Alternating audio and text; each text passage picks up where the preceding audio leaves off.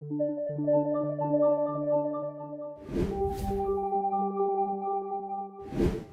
nombre es Diego Alfredo Torres Rosete, soy originario de aquí de la Ciudad de México. 20 años estuve como migrante indocumentado en Estados Unidos. Me voy en 1999. En el 2019 tengo que regresar aquí a México. Parte de lo que hago allá, primero obviamente como trabajador indocumentado, empiezo a trabajar de lavaplatos o dishwasher y poco a poco empiezo a ascender en posiciones, mesero, encargado de piso, diferentes cosas. Entro a la escuela allá, para eso pues aquí tengo que hacer un recordatorio. Aquí termino el bachillerato en el colegio de bachilleres, el cual de repente hacen muy a un lado. Me veo la necesidad de emigrar. Allá me entro al San Diego Community College a estudiar empezando inglés y después agarro diferentes carreras: diseño gráfico, administración de redes, administración de sistemas computacionales, todo lo que tenga que ver con tecnología y el inglés. Para el año de en el 2010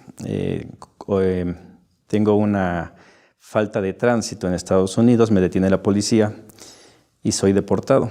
Regreso en el 2010 aquí a México, veo las problemáticas que hay con la inseguridad, con la guerra contra el narco, y me veo en la necesidad de regresar nuevamente indocumentadamente a Estados Unidos. Estoy ahí unos años más. En el 2015 soy detenido por el ICE, Servicio de Migración. A raíz de esa primera infracción de tránsito, en el gobierno de Obama hay cambios en el cual delitos menores, como es el que me habían detenido, los vuelven agravados, y más cuando se es migrante, en una búsqueda de justificar números y sacar gente. Yo, al llegar al centro de detención, se me pregunta si tengo miedo de venir a México. Obviamente digo que sí. Era difícil no tener miedo cuando 30 de los 32 estados de Estados Unidos los declaraba como lugares no propicios para visitar. Y eso hace que me detengan. Me tienen un holding en migración por 2 meses, en el cual me obligan a ver a un juez para que me deportase ya de manera permanente, a raíz de que ya había salido una vez. Platico con una abogada. Ella me pregunta por qué tengo miedo de volver a este país. Explico el por qué. Me dice: dame una prueba para que yo pueda defenderte, ¿no?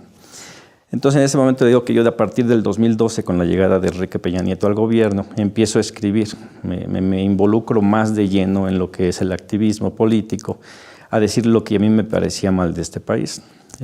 Me pide mi página de internet, se la doy, diegotorres72.com, y dice: con eso podemos meter ahí que tu temor es basado a la violencia que ha habido contra reporteros.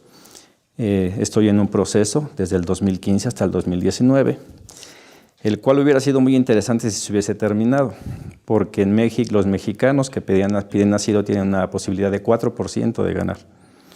Es prácticamente imposible. El caso que yo presentaba, pues era uno más, ¿no? Pero el posicionamiento que nosotros teníamos era demostrar cómo en México había una inseguridad tan grande como en todo el resto del mundo. A raíz de eso, en los 2 meses que yo estoy en el centro de detención, empiezo a conocer gentes de todas partes del mundo, sobre todo de Europa, de Asia. Me empiezan a contar las problemáticas que hay en sus países y yo las empiezo a comparar con las problemáticas que hay en México. A raíz de eso se prepara el caso, publico un libro, se llama De este lado del muro, en donde explico el por qué me voy a Estados Unidos: la primera vez por pobreza, la segunda vez por inseguridad, y en esta porque mi temor de volver. Hago un comparativo como en cada país hay una problemática que se refleja demasiado, pero que en México están todas unidas, ¿no? Lamentablemente, para mí, en ese momento yo lo pensaba así, pues el movimiento que habíamos estado impulsando desde el 2006 para que López Obrador llegara a la presidencia, llega el triunfo. Y en ese momento se cae mi caso, porque dice: tú tienes miedo de regresar con el PRI, no con López Obrador. Y a pesar de que las condiciones en México no han cambiado, porque todavía ni siquiera empieza a gobernar, ya no tienes posibilidad. Entonces se pide una salida voluntaria. Coincide con que es el momento en el que las masas migrantes de sudamericanos llegan y el servicio de migración está ahora sí que sobresaturado. y eso favorece para que mi caso no se extienda y el juez me permita una salida voluntaria, sin ningún tipo de penalización, excepto un castigo de 5 años en el que no puedo volver, cosa que está a punto de terminarse. Y así es como llego a México. El día de hoy estoy trabajando para la Secretaría de Mexicanos en el Exterior y Política Internacional de Morena. ¿Cómo se da esto? En el 2006 yo empiezo a promover el voto por, en ese entonces, el candidato que yo pensaba que era el mejor, ¿no? Y en este caso es López Obrador. Muy difícil el lograr votos de toda la gente que se promovió allá, al menos en San Diego, que es donde radicaba, logramos conseguir un solo voto, que llegara. Así de difícil fue, ni siquiera yo pude mandar el mío. Cosa que cambió en el 2012, fue un poquito más fácil, pero igual había muchas complicaciones. Ya se logra, al menos en San Diego, enviar una docena de votos que valen, pero para el 2018 sí es un poquito más fácil, ¿no? Igual también porque ya contaba con un permiso para poder transitar libremente en Estados Unidos sin temor a migración, y eso me permite conocer todo el área de San Diego, ¿no? Desde San Isidro, pasando la línea, hasta casi la línea donde está el punto de revisión de migración, ¿no? O sea, San Marcos, San Clemente, Oceanside, donde hay una gran concentración de mexicanos. Para esto, en mi caso, en el 2015, cuando la abogada me dice que meta un pleito para quedarme, ella me sugiere que si yo apoyo a López Obrador, que buscara a Morena en Estados Unidos. Digo, es que nunca he escuchado nada. Empiezo a buscarlo y finalmente a mediados del 2016 encuentro un comité en Los Ángeles, California, Placito Olvera, el cual siguen por ahí los compañeros. Los voy a ver, platico con ellos y entro en Morena. Empiezo a asistir regularmente a Los Ángeles, donde se reúnen todos los comités, y empezamos a trabajar de manera coordinada.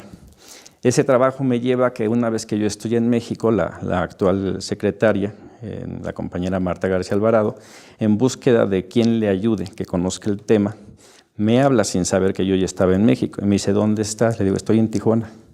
Dice, perfecto. Dice, necesito que me ayudes. ¿Me ayudas? Digo, claro que sí. Y entro a trabajar a la secretaría. Y desde entonces ya vamos para 2 años, en el que hemos estado intentando trabajar esa parte, ¿no? de esos migrantes, esa importancia, no nada más desde el punto de vista de escuchar el tema migrante, sino todas las fases, ¿no? Desde el pasar indocumentadamente, el vivir con el temor allá de ser capturado por policía, por servicio de migración, la posibilidad de ir ascendiendo en el ramo laboral, pero también la gran experiencia que me dio el poder ser impulsor del cambio de la 4T, ¿no? El salir a platicar con las personas, con los mexicanos que están allá, escuchar sus problemáticas, saberme que soy afortunado porque a pesar de que mi andar como migrante fue difícil, estar desde lavaplatos, que es un trabajo muy pesado, no se compara con los jornaleros, ¿no? Llegar a verme de repente sin trabajo, con la necesidad de necesitar hacer algo y decir, pues aunque sea la pizca de fresa, ¿no? Y compañeros o amigos que decían que se dedicaban a eso, decían, no vas a aguantar, es un trabajo muy pesado, pero era tanta la necesidad que decía, a donde pueda yo voy, ¿no? Afortunadamente todo se arregló y pude entrar a eso, ¿no? Ayudar a esa parte donde esos que en verdad que sufren bastante no pueden. Y mi trabajo me permitía el poder aportar mis propios recursos para moverme, para comprar mis playeras y todo de Morena, para impulsar lo que para mí era necesario. ¿Por qué me uno a Morena? En el 2006 empiezo a ver la realidad del mexicano como yo, y veo que normalmente en todos los procesos, hasta que hablamos de las 4 transformaciones, la primera, la segunda, la tercera, el que ha salido a batallar, a luchar y a morir es el pueblo. Y cada uno de esos procesos ha terminado y el pueblo ha seguido igual. Entonces empiezo a reflexionar y digo, una guerra violenta no conviene a nadie. Al contrario, el que pelea muere y nada más es cambio de quién lleve el mando. Y ahí escribo en el 2012 la revolución que México necesita, ¿no? Digo, es una revolución de conciencia, es una revolución, un cambio de cómo estamos viendo las cosas, algo pacífico, porque las guerras siempre van a traer más destrucción. Esta manera de pensar, de repente me encuentro con un video en esa búsqueda por encontrar a Morena y me encuentro a Taibo 2. Y escucho cosas que me fascinan, ¿no? El decir, no somos incondicionales de López Obrador. Se puede equivocar, podemos criticarlo para que esto crezca. escucho la ideología de Morena, de un cambio de conciencias, y digo, eso es lo que a mí me gusta, es por lo que yo voy, una revolución pacífica. Y así es a como llego a unirme, no más que militar a un partido, es el impulsar una idea de cambio que creo que es la que tiene más posibilidades de triunfo, ¿no? Sin que muera tanta gente. Y el día de hoy me encuentro en esto, no llego a la Secretaría, obviamente, un año completo en el estar buscando migrantes allá, que sabíamos que estaban en Morena, pero que por una u otra razón no sabíamos los datos completos. Hacer llamadas, platicar hasta 1 hora con cada migrante, decir qué te está pasando, qué es lo que necesitas, por qué te fuiste, cuáles son tus necesidades, y escuchar toda esa lluvia de quejas, ¿no? Que por cierto, la queja número 1, de repente se habla mucho de la reforma migratoria, pero la queja principal de la comunidad migrante, al menos con la que yo he tenido contacto, son consulados, ¿no? Yo desde el 2000 que llego allá, yo veía cómo los connacionales llegaban al consulado y querían ayuda y les pedían papeles. Y decía, ¿cómo es posible? No se ha entendido esa parte de indocumentados, o sea, no venimos con papeles. Entonces veo esa necesidad de empezar a ayudar, ¿no? En el 2000 se empiezan los bancos, por ejemplo, a permitir que con la matrícula consular se abran cuentas, ¿no? Para dejar de pagar ahorita se está diciendo que se pagan las remesas, ¿no? Peor aún, ¿no? Hay gente que todavía que el día de hoy cobra su cheque y le paga a las tiendas porque se lo cambia hasta el 1%. O sea, imagínense la cantidad, son 11 millones de indocumentados. Si con 1 millón que lo hagan, ¿cuánto dinero se está yendo? Veo esas problemáticas y me preocupa y empiezo a defender los derechos laborales de la gente que está conmigo, invitar a la gente a que se meta de lleno. Todo eso lo aprendo ahí y por azares del destino me toca ir a cubrir las elecciones aquí ya de El Salvador. Y empiezo a estudiar de El Salvador. Yo no soy un erudito en historia, pero me gusta aprender. Yo escuchaba de niño los problemas de la guerra civil en El Salvador. Tenía vecinos que venían de allí escuchando, no sabía. Empiezo a estudiar y se me hace increíble como una guerra de tanto tiempo, que sufrieron tanto los salvadoreños, que llegue el FMLN al poder. El día de hoy está a punto de desaparecer, ¿no? Muy reducido. Tengo la oportunidad de ir allá, platicar con los compañeros del FMLN, preguntarles por qué es que pasó esto, ¿no? Y hay versiones, algunos me dijeron, y que es la con la que yo me quedo, que hubo falta de formación política en la población, otros dicen que no, que hubo otros errores, pero pues yo como soy obradorista y creo que el pueblo es el que puede salvar al pueblo, yo siento que es ahí lo que faltó, ¿no? No se le puede olvidar al pueblo saber de dónde vienen, ¿no? Estas victorias que tenemos el día de hoy, es gracias a esas personas que murieron por nosotros o que han sufrido. Aprendo bastante, regreso, tengo la posibilidad después de ir a Ecuador. Otro caso bastante atípico, ver gente en la calle, vendedores ambulantes que estaban a favor del banquero. Y pues, uno como observador electoral no puede decir nada, no simplemente escuchar, pero ¿por qué? Y se ve la falta de información. De ahí puedo ir a Venezuela, que yo estaba encantado, yo quería ir a Venezuela. Tengo amigos venezolanos que hablan horrible de Venezuela, ¿no? Pero pues son amigos que estaban en Estados Unidos con un tipo de vida totalmente diferente. Y cuando llego al pueblo, a Venezuela, empiezo a escuchar lo que yo como mexicano no me la creía, ¿no? O sea, el pueblo venezolano agradeciéndole a su gobierno que tienen para comer, aunque sea algunos días, ¿no? Sabiendo la dificultad que presenta todavía el día de hoy Venezuela. Puedo sentarme con gente que está totalmente a favor y total gente que dice no me siento representada, pero que aún así defiende a su país, no defiende a su gobernante, pero que cuestiona, que es lo que me gusta. Logro también poder ir recientemente, bueno, después fuimos a Cuba, es otra cosa que igual yo no me la creía, no ver el desfile del 1 de mayo, cantidad de gente apoyando a su gobierno, ¿no? Entonces me doy cuenta de esas mentiras, ¿no? Que ya yo sabía que estaban ahí, pero es mejor el constatarlo, ¿no? Que estoy ahí, un pueblo que está agradecido, que es solidario, que no se queja, sino que ve cómo apoya. Y veo de esas cosas, ¿no? Yo todavía aquí no sabía cuál era al menos desde mi punto de vista, la perspectiva para seguir, qué modelo económico se debe de seguir, pero cuando regreso de Cuba digo, para mí, ahí está, ¿no? Hay que aprenderle, porque con un embargo comercial de 60 años tienen lo que es la atención médica, la educación muy avanzada. Me acabo de enterar que ayudan inclusive al pueblo saharaui, ¿no? Traen a los saharauis para que estudien allá y después los regresan, ayudan a México. O sea, siempre esa actitud de ayudar que a mí me ha gustado y que no es ajena al pueblo mexicano, ¿no? Simplemente pienso que tenemos que ver, porque en el 85, increíblemente los de la ciudad, llamados chilangos, se decía que no se querían, pero trae la solidaridad, ¿no?, de un gobierno que es imposible, que no puede actuar, y que el pueblo sale y pone manos a las obras. Pero también he visto en esos pueblos donde he llegado, yo como citadino, medio payaso creo yo, y me dan todo. Pásele, siéntese, coma esto, coma lo otro, o sea, dan a manos llenas, ¿no? Entonces no es algo ajeno para México, no simplemente las personas que han estado en el poder al ser clase media no se han dado cuenta de eso, ¿no? Y entonces no lo impulsan. Pero es algo que no soy ajeno, pero que sí sé que se puede ahora sí masificar. Son cosas que me gustaron de ahí. Y lo más reciente, acabamos de regresar de Venezuela. Estuvimos en primera y segunda vuelta. Y también darnos cuenta, ¿no?, de cómo la televisión, los medios de comunicación de repente malinforman.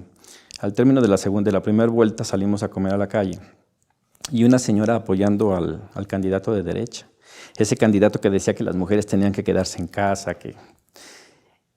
Y ahí se me prendió un poquito el foco, porque hay veces en que tenemos que sensibilizarnos, ¿no? Hay mujeres que no quieren trabajar, o no que quieran trabajar. Yo pienso que nadie quiere ser explotado. Entonces, ese tipo de discursos de decir la mujer debe estar en casa, yo me lo imagino en una señora que fue abandonada, cosa que casi no pasa en América, ¿verdad?, con hijos, y que tiene que salir adelante día con día con gran problemática. Si alguien viene y le dice que su lugar debe ser en casa, estar tranquila cuidando a sus hijos, es posible que sí se compre ese discurso, ¿no? Entonces yo ahí vi que hay que ampliar el panorama de lo que hablamos. A veces es muy fácil decir esto sí, esto no, pero a veces no pensamos en esas repercusiones que van más allá de lo que nuestros ojos pueden ver. Apenas tuvimos una reunión, que es algo de lo que estamos intentando con el DSA de Estados Unidos, Democratic Socialist, Partido Democrático de América. Y veo cómo ellos están intentando hacer algo que es muy difícil para ellos solos en Estados Unidos, que es cambiar el régimen por completo. Pero veo la necesidad también de nosotros como comunidad migrante latinoamericana entrar, ¿no?, en esos espacios, hablando de los millones que somos. Entonces son cosas de las que me he ido percatando. Yo que pensaba que nada más que lo mío era el tema migrante. Yo regreso a México y no me meto en nada de México, porque digo, yo lo que sé es lo de allá. Y todavía al día de hoy lo que sé es lo de allá. Pero poco a poco me empiezo a meter en México, me empiezo a meter el día de hoy ya en el internacionalismo, ¿no?, que lo pensaba, y pues yo empiezo a ser internacionalista desde que estoy encerrado los 2 meses, en lugar de quedarme ahí triste porque estaba encerrado en contra de mi voluntad, porque ya me quería venir para México. Empiezo a conocer gente de todas partes del mundo, ¿no?, Pakistán, de África, de Camerún, de Tunisia, a platicar con ellos, a gente aquí de El Salvador, que es otra de las cosas que los mexicanos tenemos que saber, ¿no? A veces no entendemos. Yo ya no veo fútbol, pero antes veía fútbol y se quejaban que salvadoreños, guatemaltecos, hondureños tiraban a matar a los mexicanos. Y cuando estoy en el centro de detención me doy cuenta por qué. El mexicano sufre al pasar a Estados Unidos, ¿no?, pero nuestros hermanos latinoamericanos sufren al pasar por México. Entonces digo, pues tenemos que pedir una disculpa, ¿no? Tenemos que cambiar eso, desde la Secretaría tenemos que empezar también a ver por ellos. Y es lo que hemos estado buscando, una integración de formación política, no nada más a nivel de México, ¿no?, sino a nivel de todo lo que es Latinoamérica. Aquí en México, algo que vi en todas las elecciones donde he podido ir a revisar, sí ha ganado bien la nueva corriente. Yo no digo es una nueva ola, yo pienso que es la misma que sigue el impulso de gobiernos progresistas, pero que le hace falta algo que México tuvo en el 2018, que era la participación masiva de la población. Eso pienso que es algo en lo que Morena puede dar, ¿no? Como lo hicimos acá, las experiencias que se hicieron, inclusive para el triunfo de Petro, fue lo que hicieron, ¿no? Del tiempo que hubo después de la primera vuelta, la primera semana no hicieron nada, pero ya después se dedicaron exactamente a eso, a ir a la calle, a tocar, a despertar esas conciencias, y lograron por poquito, pero lograron ganar, ¿no? Cosa hubiera sido diferente si esto fuera constante, que es algo en lo que Morena, pues ojalá y con estas asambleas que están en curso, pues vuelva a ser, ¿no?, motivar a la gente a que salga, porque yo sí soy de esos, yo sí creo en que el pueblo es el único que va a poder, ¿no? Difícilmente vamos a... Yo ya dejé de pelear con la gente para defender la la política de López Obrador. Hay cosas que no entiendo todavía a día de hoy, pero me espero, porque sé que va más adelantado, ¿no? Y a veces no veo todo. Pero sí, el impulsar a que la gente se meta, a que la gente piense un poquito más, a que presione un poquito más, es algo que creo que le hace falta aquí a México, tanto en México y mucho más. Voy a regresar a los migrantes en Estados Unidos. Se dice son 35 millones, 40 millones de mexicanos entre primera, segunda, tercera generación. De eso se habla de un potencial de 24 millones que pueden votar, tanto aquí como allá. Es un número muy grande, al menos aquí, ¿no? Tomando en cuenta que para las elecciones de 2018, el candidato del PAN juntó poquito más de 12 millones. O sea, ni siquiera con eso nos gana, ¿no? Entonces, pero hace falta esa concientización, no de los mexicanos, concientización de las autoridades para que faciliten el que ellos puedan tener una credencial de elector. De repente se piensa, yo por ejemplo soy de San Diego, y hacen jornadas móviles afuera. Y digo, ¿y cuándo has pensado en aquel indocumentado o aquel mexicano, aunque tenga papeles, que empieza a trabajar 5 de la noche y termina a las 11? ¿A qué horas le abres el consulado para que él pueda sacar? Y tiene que trabajar todos los días porque si no, no come.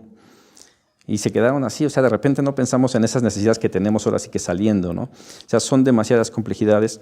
El tema migratorio es otro, ha sido algo con los que los medios, tanto nacionales, pero sobre todo los norteamericanos, se han utilizado para enriquecerse.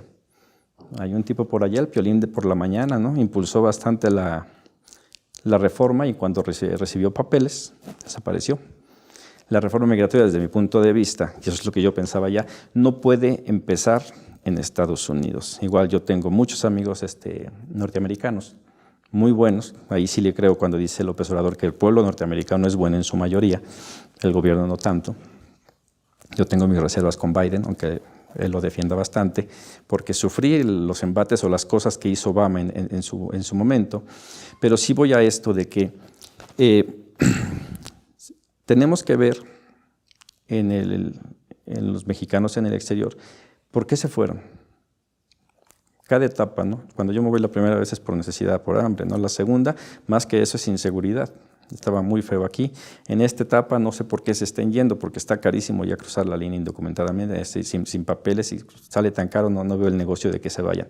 Pero, o sea, hay un porqué. ¿A qué se van? ¿Quieren volver? ¿No quieren volver? Hay mucha gente que ya no quiere volver. Entonces yo en aquel entonces pensaba que alguna reforma migratoria, o sea, que no era justo arreglar papeles a los 11 millones que ya se hablaba en ese entonces, porque México iba a seguir mandando. Entonces nadie en su sano juicio le va a decir, sí, quédate, sabiendo que mañana viene otro. Entonces, o sea, no se puede, pero sí la podemos empezar en México. Se presentaron varias propuestas en asambleas de mexicanos en el exterior para abrir, por ejemplo, cooperativas aquí, en que invirtiera la gente de México acá, en lugar de su remesa que se estuviera viniendo para acá, que invirtieran en algo, ¿no? Para cuando regresaran, en lugar de depender. En ese entonces no estaban las pensiones para adultos mayores, pero poder contar con algo, ¿no? Un activo aquí, terminar con el programa 3x1, que muchos estaban en contra de mí, yo pienso que el día de hoy igual, pero si sabemos que el día de hoy las obras que hace el gobierno están muy baratas porque las hace López Obrador, pero en aquel entonces las aumentaban 3, 4 veces, entonces el que pagaba era el indocumentado o el migrante que mandaba sus remesas, pero aquí pues, era dinero que se robaban. Entonces se le puede dar un nuevo uso. Podemos aprender de Venezuela con las comunas. O sea, creo yo, hay muchas ideas que se pueden implementar. Tenemos una comunidad que ha sido solidaria. Al día de hoy, pues seguimos, para mí en México, pues sí sería medio penoso decir que al final de este sexenio sigamos dependiendo de las remesas, ¿no? Yo en el 2017 logro estar frente a López Obrador en la presentación de su libro y mi pregunta fue esa, ¿qué onda con las remesas? Porque no es justo que trae tanto dinero y que se pierda, ¿no? En gasto corriente o apoyando obras que no van. Y él decía lo mismo, ¿no? Hay que impulsar el desarrollo interno. Entonces estoy también en ese canal. Solamente así es como vamos a poder que Estados Unidos se vea obligado a hacer una reforma. En el 2008, bajó bastante el flujo migratorio. Por lo mismo, no había trabajo allá, la gente no se iba. Se prefería quedarse aquí, México estaba más o menos, excepto por la inseguridad, al menos en el ámbito económico, pero ahí se vio, ¿no? Y empezaron a salir programas para arreglar papeles, sobre todo a la gente del campo. Entonces, si logramos arreglar esto el día de hoy, que va a tomar algunos sexenios, sí se va a ver forzado a Estados Unidos. Con la pandemia, el pueblo norteamericano dejó de trabajar y el que continuó trabajando fue el indocumentado, ¿no? El mexicano. Tal así que por eso es que las remesas rompieron récord, porque no perdemos trabajo allá, ¿no? Pero igual veo esa realidad, al menos desde mi punto de vista. Allá el salario mínimo no alcanza para vivir igual que aquí. La diferencia es que allá puedes tener 2, 3 trabajos. En México la manera en que se ha llevado todo, no puedes, es uno y nada más. Entonces no hay posibilidad de que tú puedas tener 2, 3 trabajos para aunque sea cubrir tus necesidades más indispensables. Es algo que sí se tiene allá, hay explotación. Hay gente que de repente pregunta por qué te quieres regresar todavía. Digo, porque a mi edad a veces es un poco más complicado. En México lamentablemente creo que a los 35 años ya estás viejo. Y si pasas de ahí, pues cada vez está peor. Es algo que tenemos que cambiar. Yo, estando allá, yo veía gente ya de 60 años trabajando y bien contentos. No tanto por lo que le pagaban, sino porque podían ser siendo útiles para sus comunidades, ¿no? Inclusive policías voluntarios que ya se habían retirado y seguían trabajando sin que se les pague, creo. A lo mejor alguna ayuda por ahí. En México no existe. Entonces tiene que haber eso, ¿no? Entonces me quiero regresar para allá, pero consciente de que estando allá, el bienestar de la gente que está bien es en base al sufrimiento de mucha gente, ¿no? Ese es el problema del imperialismo, ¿no? Que sí unos viven bien, pero ¿a costa de qué? Y es lo que me gustó de Cuba ahora que fui. Una gran lección de vida para mí. Es decir, yo quiero ser como ellos que sí se aspira a más, pero se está contento con lo que se tiene, ¿no? Porque sabe que es parejo. O sea, no hay esa injusticia que hay en otros lados. Me quiero imaginar que no es el lugar perfecto, pero no porque no pudiese ser, ¿no? Sino porque no se le ha permitido el hacer eso. Entonces, eso es lo que hemos estado intentando, o al menos su servidor ha intentado desde que llegó a esta secretaría. Estando en Estados Unidos hice lo posible también. A veces mis propios jefes en el trabajo me decían, ¿por qué protestas si tú estás bien? Digo, no, yo sí estoy bien, pero el problema es que los demás no, y eso no es justo. Debería de ser parejo, ¿no? Perdí muchos trabajos por eso, ya no volvieron a contratar, pero al menos he estado tranquilo y es la misma convicción que tengo, ¿no? Y es por eso que estoy aquí, ¿no? A veces la gente se presenta como militante de Morena. A mí me gusta presentarme como lo que yo me creo que soy, ¿no? Que es un protagonista del cambio verdadero. Más allá del militar es ser protagonista, estar ahí, a veces tras bambalinas, sin que me vean, pero saber que es por el bienestar de todos, ¿no? Por el bien de todos, primero los pobres, y pues México está, pues estamos en crisis, ¿no? Tenía una persona de Oaxaca, recuerdo que me habló, ya estando aquí en la Secretaría, y me decía, Diego, ve a mi pueblo, andan muy mal.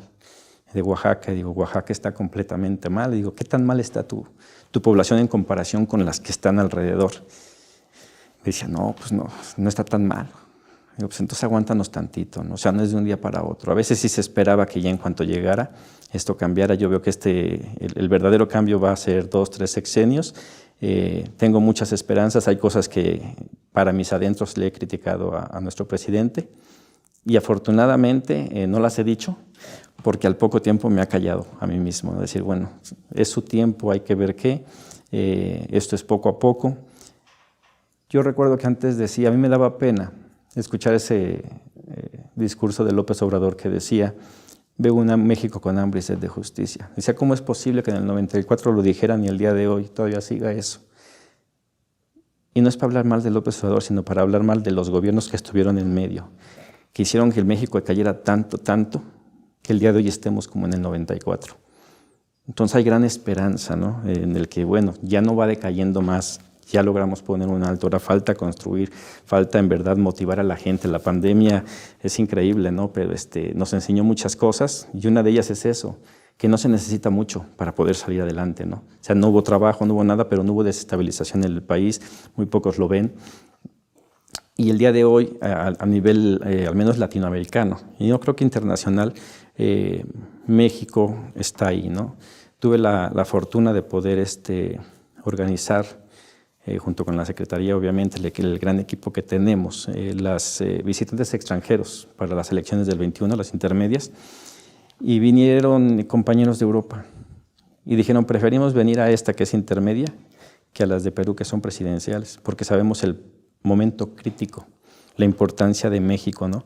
Yo no entendía y yo criticaba qué tuvo que hacer López Obrador yendo a rescatar a Evo Morales. Y ahí me la dijeron, ¿no? Eso hizo que volteáramos a ver a México con seriedad nuevamente, ¿no? Entonces el día de hoy es un gran aliciente saber que somos parte de esta transformación, que tenemos un líder fuerte, que no siempre entiendo lo que está haciendo, pero que confío ciegamente en él. Y saber que vamos bien, saber que hay mucho trabajo tanto dentro como ahora sí que está por ahí el programa de nuestros compañeros del Instituto Norte y Sur, ¿verdad? Las fronteras. Hay mucho trabajo que hacer para allá, en la frontera norte, con no nada más los millones. Si hablamos de 40 millones de mexicanos y argumentamos a todos los latinoamericanos, yo pienso que en algunos años, si nos organizamos, sí podremos recuperar esa mitad de terreno que se nos quitó. Pero más allá que eso, podremos hacer esa América completa, ¿no? Muchas veces se habla de la América, del sueño bolivariano, América para los americanos, y se deja fuera Estados Unidos. El día de hoy yo creo que ya no se puede dejar afuera por tanto migrante que hay allá. Ya tiene que ser una América completa y es un trabajo bastante difícil, pero creo que todas las posibilidades están puestas ahí para que finalmente podamos continuar con esto que empezó hace años con Fidel Castro. Pues estamos celebrando la Revolución Cubana, yo así lo veo. Si ellos no se imponen, no se hacen respetar y valer, difícilmente cosas hubieran cambiado, ¿no? O sea, no hubiera habido un Chávez, no hubiera habido un Evo Morales, no hubiera habido, o sea, ninguno, ¿no? Y ahorita pues nada más estamos esperando a que Lula da Silva llegue, y va a ser bastante interesante. Va a haber mucho trabajo en esta secretaría, ojalá y que se continúe, porque sí hay un gran interés en la comunidad internacional por nuestro partido, ¿no? Y creo que somos un ejemplo a seguir en lo que es organización, en el movimiento. Podemos aprender de algunas otras cosas de esos pueblos, pero creo que si en algo podemos nosotros los mexicanos enseñar es en la solidaridad, en cómo sí nos podemos echar la mano unos con otros, ¿no? Se ha visto mucho, y pues ya ahí sería entrar en muchos temas que son complicados y difíciles de entender, nada más así poniéndolos sobre la mesa. Pues está el narcotráfico, la inseguridad y los problemas económicos, pero es una de las cosas que hemos intentado ahorita en la Secretaría, no traer gente que nos hable de eso, ¿no? Invitar, pues, en este caso yo estoy súper interesado en Cuba y en Venezuela, que creo que son procesos que hay que seguir, sobre todo para la consolidación de la formación política de la población, que es lo que para mí es lo más importante.